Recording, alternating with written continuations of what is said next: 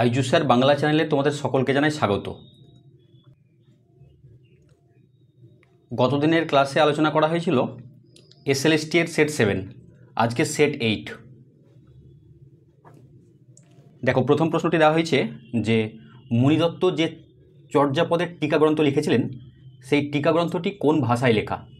পালি ভাষায় লেখা, প্রাকৃত ভাষায় লেখা, সংস্কৃত ভাষায় লেখা না হিন্দি ভাষায় লেখা?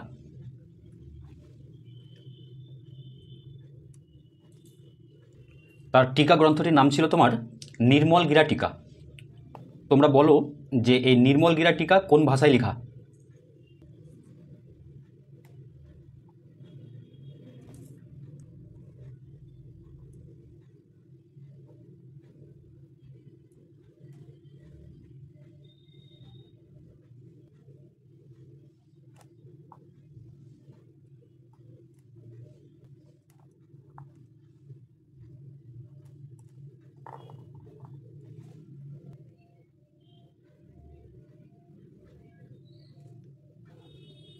মুনিদত্ত সংস্কৃত ভাষায় টিকা গ্রন্থটি লিখেছিলেন, অপশান গ। পরবর্তী প্রশ্ন দেখো, 2 দাগের প্রশ্নটি হচ্ছে, দেখো বাংলা ভাষায় প্রথম সচিত্র মাসিক পত্রিকা কোনটি? অপশান ক মাসিক পত্রিকা, খ বিবিধার্থ সংগ্রহ পত্রিকা, গ অমৃতবাজার পত্রিকা, ঘ অবোধবন্ধু পত্রিকা।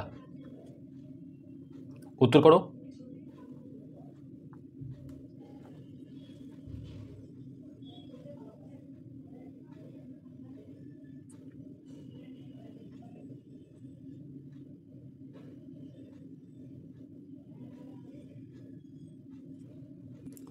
বাংলা ভাষায় প্রথম সচিত্র মাসিক পত্রিকাটি হচ্ছে তোমার বিবিধার্থ সংগ্রহ পত্রিকা, অপশন খ।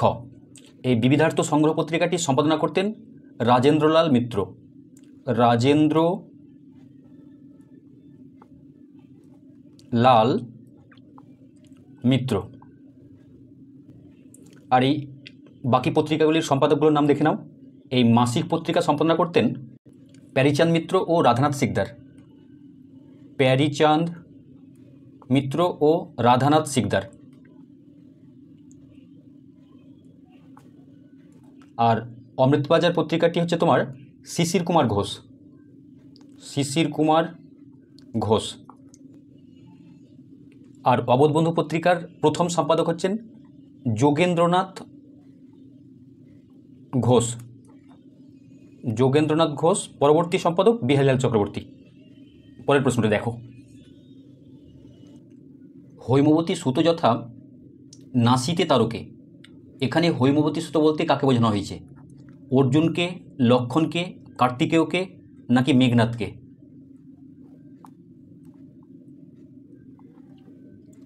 উদ্ধৃত চরণটি নেওয়া হয়েছে তোমার মাইকেল মধুসূদন দত্তের অভিষেক কবিতা থেকে। অভিষেক।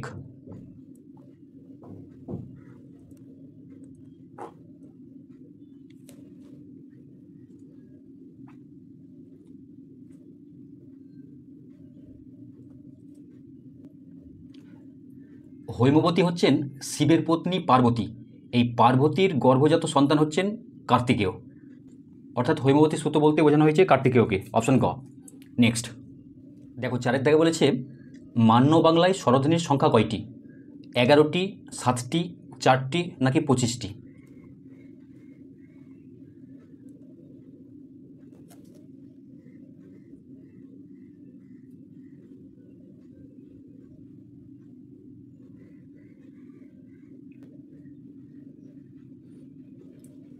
মান্য বাংলায় স্বরধ্বনির সংখ্যা হচ্ছে 7টি, অপশন খ।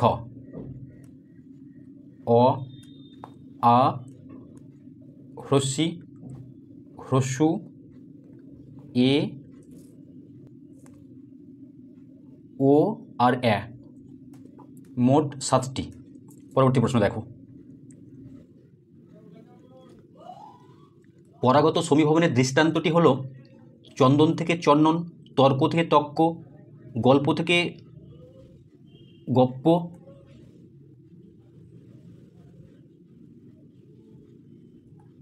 পদ্ম থেকে পদ্ম। চন্দন থেকে, আচ্ছা, পরাগত সমীভবনের দৃষ্টান্ত নয় কোনটি? নিম্নের কোন দৃষ্টান্তটি পরাগত সমীভবনের দৃষ্টান্ত নয়?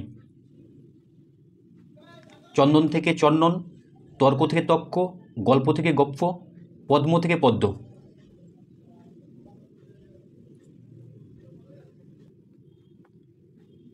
দেখো এখানে চন্দন থেকে চন্দন হচ্ছে প্রগত সমীকরণের উদাহরণ, আর বাকি তর্ক থেকে তক্ক পরাগত, গল্প থেকে গপ্প পরাগত এবং পদ্ম থেকে পদ্ম পরাগত সমীকরণ। অর্থাৎ এটার সঠিক উত্তর হচ্ছে অপশান ক।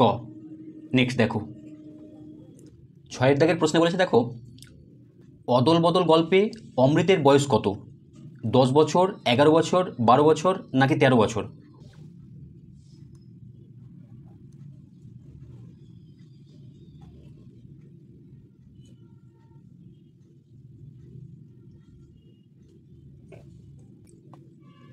অদল বদল মূল গল্পটি গুজরাটি ভাষায় লেখা।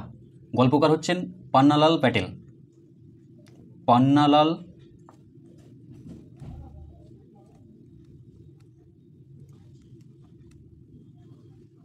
এবং এটি বাংলা ভাষায় তর্জমা করেন অর্ঘ্যকুসুম দাশগুপ্ত। অর্ঘ্যকুসুম দাশগুপ্ত। গল্পে দেখি আমরা অমৃতের বয়স 10 বছর, অপশন ক। নেক্সট 7 দাগে বলেছে, দেখো কাশিরাম দাসের পিতার নাম কি? গদাধর দাস, অভিরাম, কৃষ্ণদাস, কমলাকান্ত।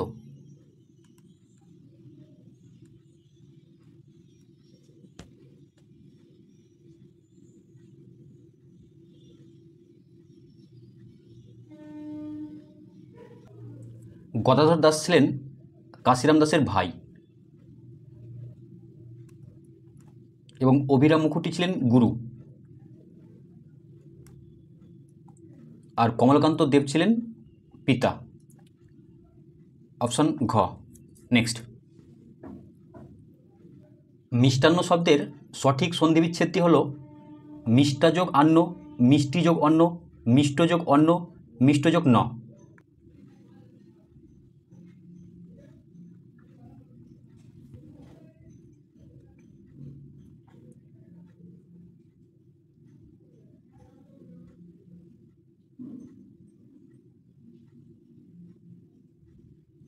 মিষ্টান্ন শব্দটির সঠিক সন্ধিবিচ্ছেদ হল মিষ্টযোগ অন্ন, অপশন গ। নেক্সট 9 থেকে বলেছে, দেখো ভেঙে আবার গড়তে জানে, কে গড়তে জানে? নবীন, সুন্দর, তরুণ নাকি চিরসুন্দর?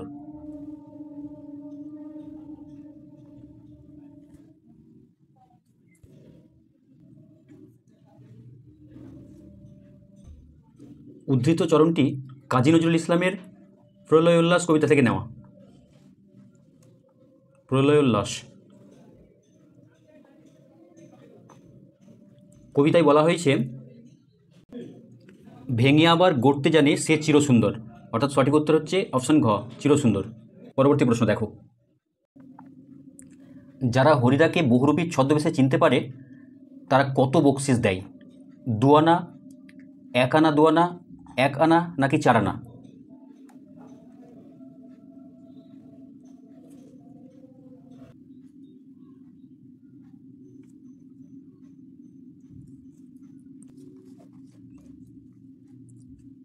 বহুরূপীর বেশে হরিদাকে যারা চিনতে পারেন তারা 1 আনা 2 আনা দেন, আর যারা পারেন না তারা কেউ বিরক্ত হন, কেউ আবার 2-1 পয়সা দেন।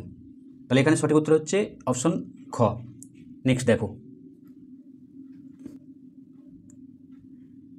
যে সমাসে উপমান ও উপমেয়ের মধ্যে অভেদ কল্পনা করা হয় তাকে বলা হয় সাধারণ কর্মধারায়, উপমান কর্মধারায়, উপমিত কর্মধারায় নাকি রূপক কর্মধারায়?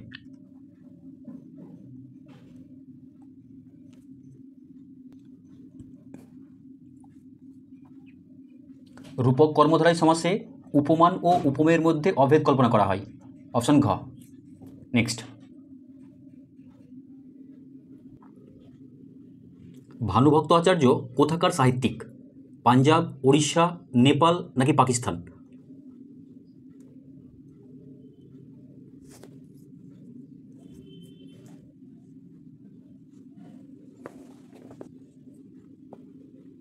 পাঞ্জাবের ছিলেন অমৃতা প্রীতম। অমৃতা প্রীতম।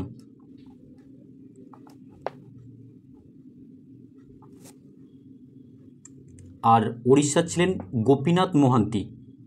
গোপীনাথ মোহান্তি।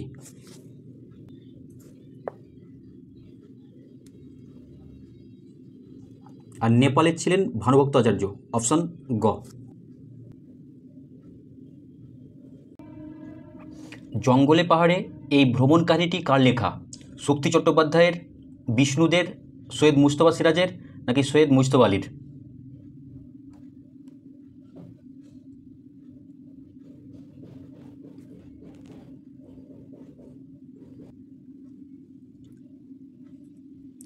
জঙ্গলে পাহাড়ে এই ভ্রমণ কাহিনীটির রচয়িতা হচ্ছেন শক্তি চট্টোপাধ্যায়। অপশন ক। নেক্সট,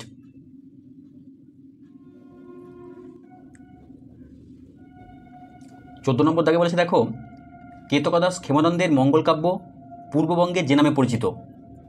ক্ষেমানন্দের গীত, জগাতি মঙ্গল, জগতী মঙ্গল না মনসার ভাসান?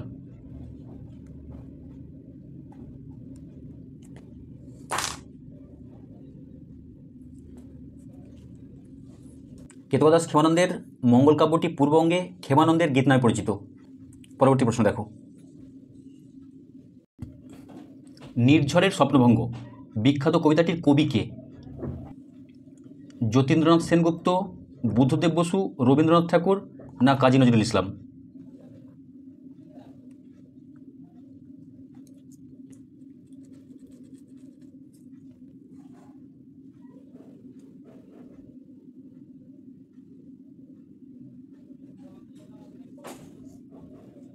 নির্ঝরের স্বপ্নভঙ্গ কবিতাটি হচ্ছে রবীন্দ্রনাথ ঠাকুরের লেখা। কবিতাটি প্রভাত সঙ্গীত কাব্যগ্রন্থের একটি কবিতা।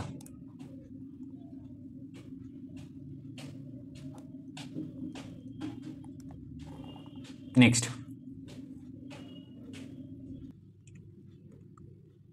16 দাগের প্রশ্নটি হচ্ছে দেখো, শরৎচন্দ্র চট্টোপাধ্যায়ের শ্রীকান্ত উপন্যাসটি কোন পত্রিকায় প্রকাশিত হয়েছিল? বিচিত্রা পত্রিকায়, ভারতী পত্রিকায়, ভারতবর্ষ পত্রিকায় নাকি ক ও গ উভয়?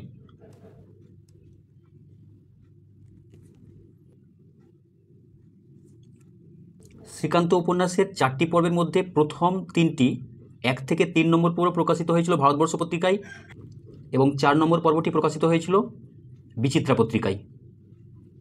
অতএব সঠিক উত্তর হচ্ছে অপশন ঘ। এ তরিতে মাথা ঠুকে তারা সমুদ্রের দিকে ছুটে, এখানে তারা বলতে কাদের কথা বলা হয়েছে? কবির নিজের জীবনের কথা, সাগরের মাছের কথা, জোয়ারের ঢেউয়ের কথা নাকি ভাটার জলের কথা?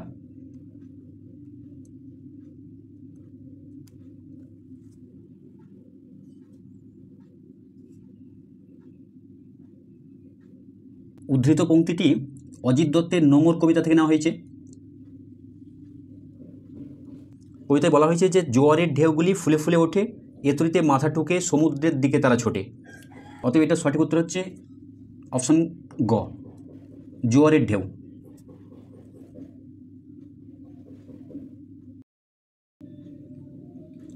গঙ্গাসাগরের ঢেউয়ে মেঘের ডুবে যাওয়া প্রসঙ্গে কবি কোন চিত্রকল্পটির ব্যবহার করেছেন? কেশবতী কন্যার, মৃত মনিয়ার, ঘাসের পালকের নাকি মুথা ঘাসের?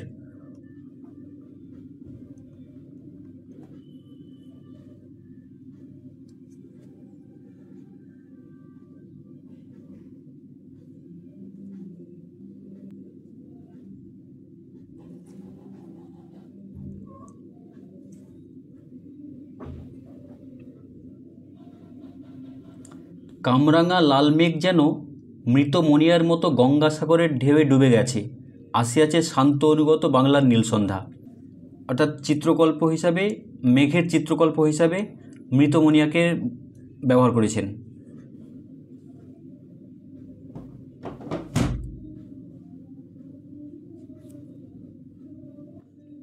হাই ছায়াবৃতা, কালো ঘোমটার নিচে অপরিচিত ছিল তোমার মানব রূপ। এখানে হাই ছায়াবৃতা পদটি হলো সম্বোধন পদ, সম্বন্ধ পদ, কর্তৃকারক না কর্মকারক?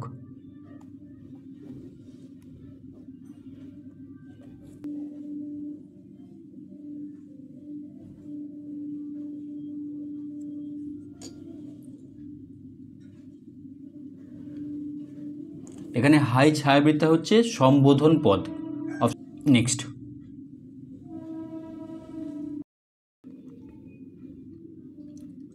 ইলিয়াস তার গৃহপালিত পশুগুলিকে কখন বিক্রি করেছিলেন?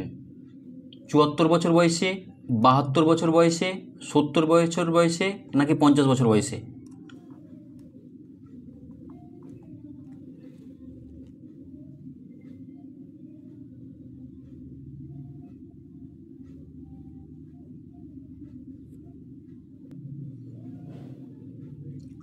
ইলিয়াস যখন ৭০ বছর বয়সে দুর্দশার চরম সীমায় পৌঁছালেন তখনই গৃহপালিত পশুগুলোকে বিক্রি করেছিলেন। অতএব সঠিক উত্তর হচ্ছে অপশান গ,